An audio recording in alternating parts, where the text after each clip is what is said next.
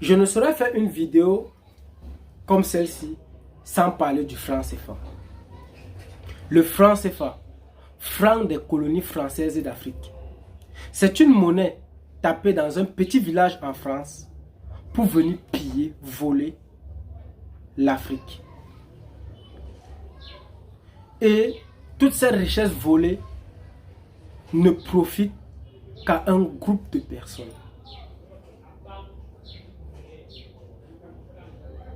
Et la plupart sont les banquiers et la minorité sont les hommes d'État, français et autres.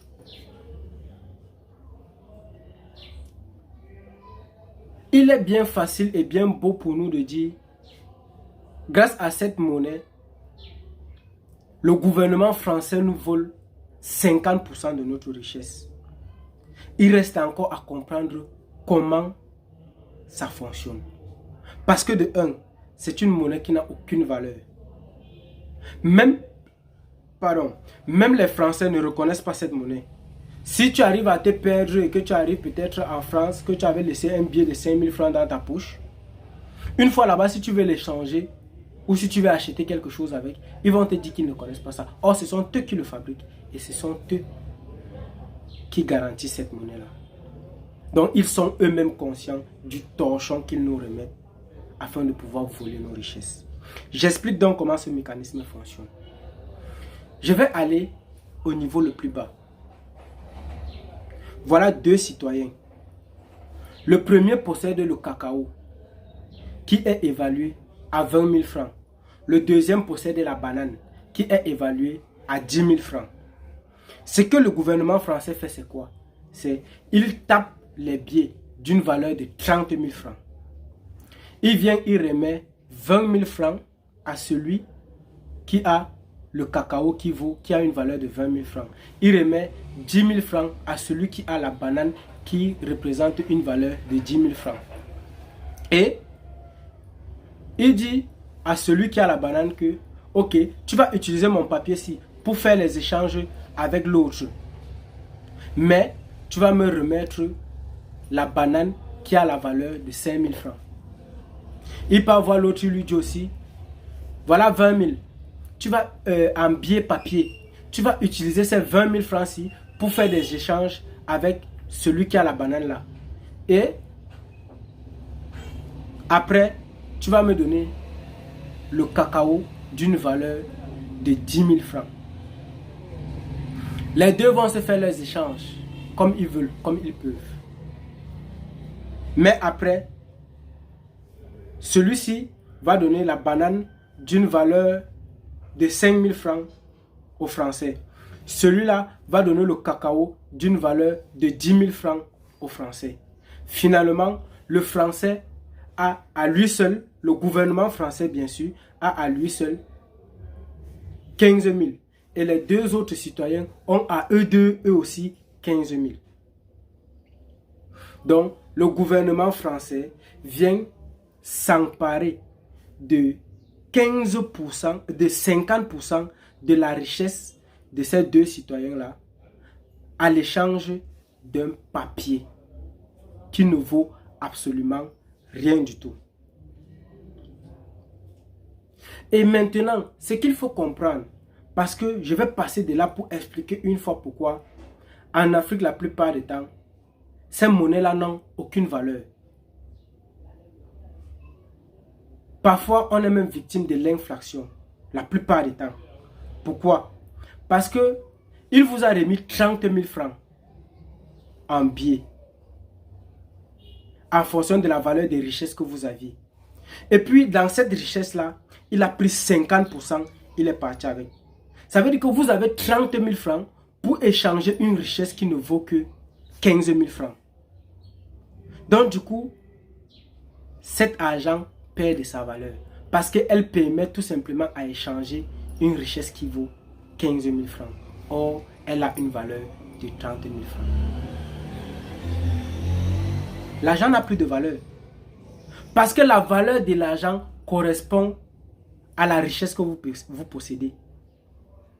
On s'est fait tout simplement voler. On s'est fait tout simplement arnaquer. Et c'est grâce à ce système-là qu'on a l'habitude de dire, le gouvernement français nous vole à chaque fois 50% de notre richesse. Même si parfois on n'arrive pas à bien l'expliquer. Mais je crois qu'avec cette vidéo, beaucoup de personnes vont comprendre vraiment comment ça fonctionne. Parce qu'en général, globalement, voilà ce que ça donne. Le gouvernement français tape de l'argent. Il vient, il remet cet argent au gouvernement de ces pays d'Afrique qui ont été colonisés ou qui sont néocolonisés par la France. Lorsqu'ils remettent cette monnaie, ils demandent au gouvernement de leur rembourser par leur richesse la moitié de la valeur de cet argent-là. L'argent qui devait normalement être utilisé pour échanger cette richesse-là, on vole d'abord la moitié de cette richesse à partir de ces papiers argent qui ne vaut rien. Et ensuite, le reste de cette richesse, qui n'est que la moitié, va être échangé par cette monnaie qui a été donnée. Donc la monnaie vaut 2 fois la valeur de la richesse. Donc du coup, cette monnaie n'a plus de valeur. Parce que la monnaie n'a une valeur que par la richesse qu'elle représente. C'est ça en grosso modo le système que l'État français utilise pour piller l'Afrique. Et ce n'est pas le seul moyen. Parce que nous avons aussi les dettes coloniales dans ces pays-là. Et ces dettes coloniales ne sont pas... On ne connaît pas exactement combien elles vaut. Parce que on ne sait même pas combien on a déjà remboursé, ni combien on doit encore rembourser. Mais on sait tout simplement qu'on doit continuer à la rembourser. Je me demande bien jusqu'à quand. Sans toutefois entrer dans trop de détails, ce n'est que du vol, du pillage. Et ça doit cesser. Ça doit cesser. Parce que ça ne profite en rien.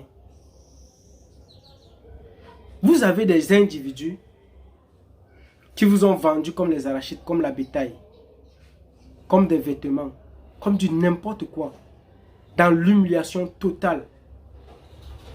Ils vous ont utilisé pour produire leur richesse, pour développer leurs entreprises, pour valoriser leur société. Ils vous ont utilisé pour mener leur guerre, qu'ils ont la plupart du temps gagné, grâce à vous. Et après ces guerres, ils vous ont tué. Et à un moment donné, quand vous dites vous êtes fatigué de tout ça, ils vous disent, vous allez nous payer pour vous avoir fait tout ça. C'est triste. C'est très triste. Et dans tout ça, ils utilisent des mots. Ils utilisent des mots pour nous tromper. Et ces mots, à l'école, on nous donne d'autres définitions de ces mots. Mais dans la société et dans la réalité, elles ont une définition tout autre. Là, c'est pour essayer de vous démontrer l'influence de cette éducation dont nous sommes victimes. À l'école, on va vous dire que le franc CFA, c'est une monnaie utilisée pour développer l'Afrique par le biais du bon fonctionnement de l'économie en Afrique. Moi, je dis que c'est faux. Et si moi, on me demandait de définir le franc CFA, je dirais tout simplement que le franc CFA est un outil utilisé par le gouvernement français afin de pouvoir piller l'Afrique. Mais pas dans une de nos écoles. On te demande de définir le franc CFA, tu définis comme ça. Tu as 0. Tu échoues. Or, c'est ça la vérité. C'est ça la réalité. C'est ça l'intelligence. À l'école, nous ne sommes plus intelligents. Nous sommes des machines programmées pour retenir et répéter. On va vous dire que la démocratie est un système de gouvernement où la population est souveraine. Mon pays est un pays de démocratie. Je vous assure, je ne suis pas souverain. La population n'est pas souveraine. Et si je vais définir la démocratie telle que nous la vivons aujourd'hui, c'est un système de gouvernement qui donne tout le pouvoir à une minorité de personnes. Toute la souveraineté à une minorité de personnes. C'est ça la démocratie dans mon pays. Mais si à l'école je donne ça comme définition, j'ai 0. Or, c'est ça la réalité. Le prêt, l'emprunt, la dette. Beaucoup vous diront, surtout ceux qui font économie, que c'est un moyen de pouvoir faciliter l'économie et de pouvoir agrandir le système économique. Moi, je vous dis, c'est faux. C'est un moyen qu'utilisent les banquiers afin de pouvoir mettre le reste du monde au service de leur intérêt personnel. C'est ça la réalité.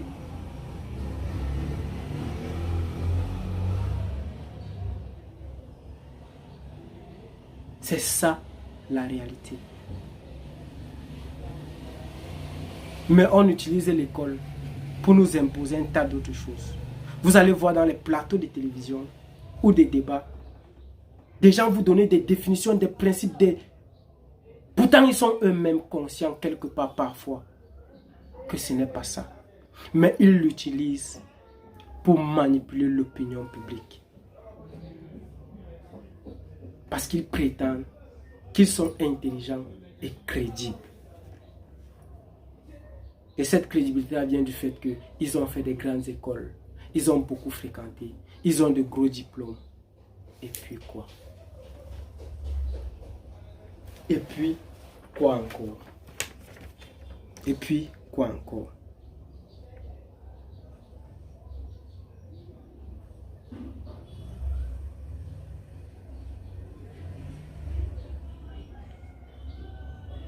Il y a un dernier détail que je voulais rappeler qui m'échappe un peu. Il faut que je me retrouve. Ouais. Je voulais parler. Parce que on ne peut pas oublier le plus important. Parce que pour moi aujourd'hui, dans tout ce qu'on fait, on l'oublie. Le plus important, c'est moi. Le plus important, c'est toi. Le plus important, c'est le citoyen. Tout ce que nous faisons, c'est pour améliorer les conditions d'existence de chaque citoyen. Mais regardons un peu dans notre société. C'est vraiment ça? Et si ce n'est pas ça, qu'est-ce qu'on fait pour changer? Qu'est-ce qu'on fait pour que ça soit ça? Aujourd'hui, le citoyen n'est rien d'autre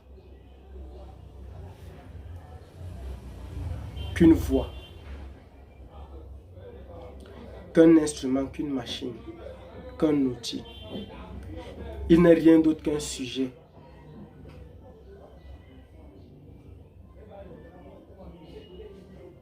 Tout ça doit changer. J'appelle ta conscience, ton intelligence, afin de pouvoir lutter contre tout ça. Parce que si aujourd'hui nous ne faisons rien, regardons un peu, le globe terrestre constitue presque 72% d'eau. Et à peine 20 quelque chose ou 30 quelque chose de pourcent de terre. Mais ces gens-là ont trouvé un moyen de nous vendre l'eau. Ça ne vous dit rien. Si vous ne faites rien, même pour pouvoir respirer, vous allez payer. Ils vont trouver un moyen de vous vendre l'air que vous respirez. Ils vont le faire. Beaucoup diront comment. Mais moi, je peux vous expliquer. Il suffit de créer un produit chimique et de le répandre dans toute l'atmosphère.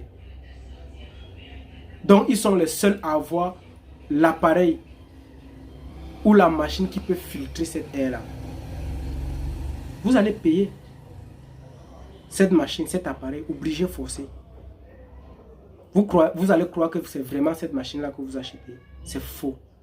Ils sont en train de trouver un moyen. Ils sont en train de vous vendre l'air que vous respirez. Faisons très attention.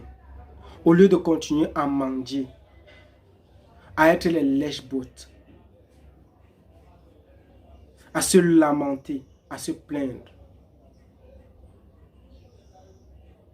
prenons chacun notre responsabilité en main et luttons, peut-être pas pour nous,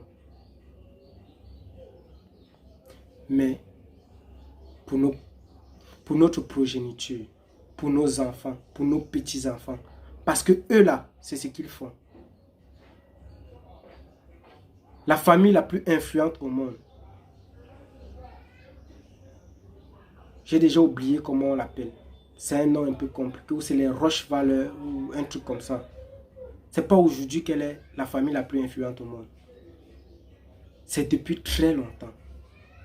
Et aujourd'hui, c'est pas ceux qui ont fondé cette famille qui sont là, c'est leurs enfants.